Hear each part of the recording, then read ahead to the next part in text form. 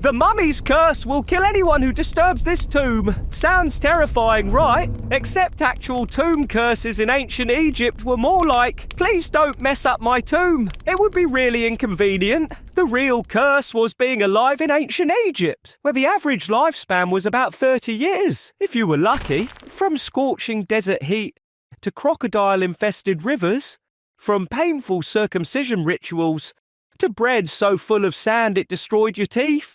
Ancient Egypt was basically a highlight reel of ways to suffer. Forget the glamorous Hollywood version. I'm about to show you why you should be extremely grateful you weren't born during the time of pharaohs.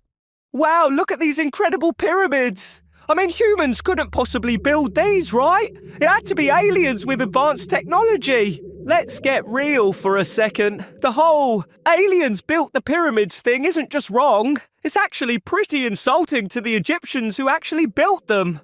Every time someone says ancient aliens, they're basically saying, I don't think brown people from 4,500 years ago were smart enough to figure out how to stack rocks.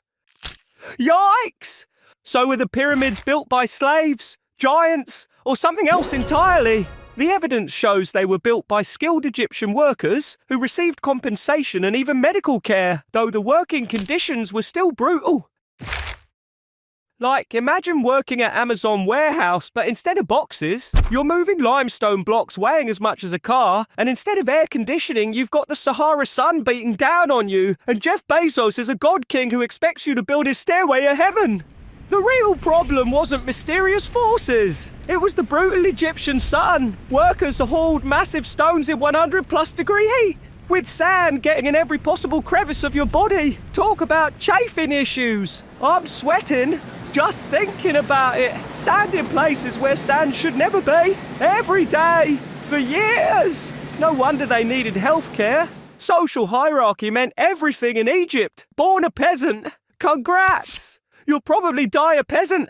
The gods apparently decreed this was the perfect social order, which is convenient if you're at the top. The Egyptians believed this social structure mirrored that of the gods themselves, making it basically impossible to challenge. Sorry, can't promote you. The gods said no. But there was one tiny exception to this rigid social ladder. Monument construction like the pyramids actually provided the only opportunity for upward mobility if you were born into the peasant class. Particularly skilled artisans and craftsmen could earn better wages than the regular stone haulers. So your one shot at social advancement was being really good at carving hieroglyphics or engineering. It's like the ancient Egyptian version of learn to code. Let's talk about those curses everyone's so afraid of. Actual tomb inscriptions weren't like, I will haunt you forever. More like, please don't mess up my tomb. It would be super inconvenient. These warnings were rarely supernatural threats. Most commonly, they were just polite requests to protect the tomb and honour the memory of the dead person inside.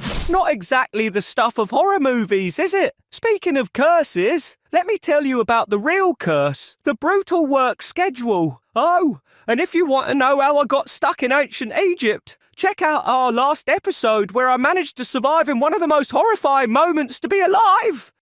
While we're busting myths about curses, let's tackle another Egyptian mystery that's been misdiagnosed for centuries. That famously missing nose on the Sphinx. Almost everyone gets the story wrong. No, Napoleon's troops didn't use it for target practice.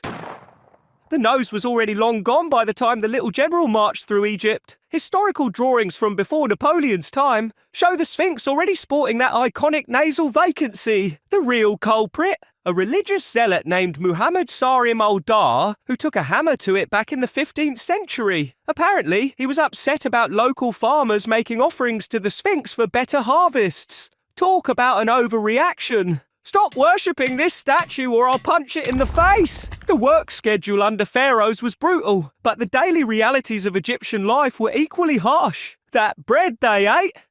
Imagine chewing sandpaper 3 times a day, every day of your life.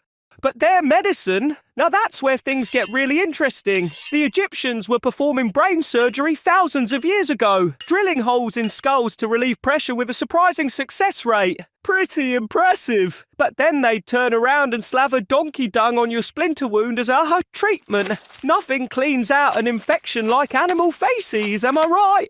And their contraception method of choice? Crocodile dung! I'm starting to see a pattern here. Their pregnancy tests were shockingly effective, though. Women would urinate on wheat and barley seeds. If they sprouted, congratulations, you're expecting. If the wheat grew faster, it's a girl. Barley meant boy. Modern scientists actually tested this and found that pregnancy hormones do affect seed germination.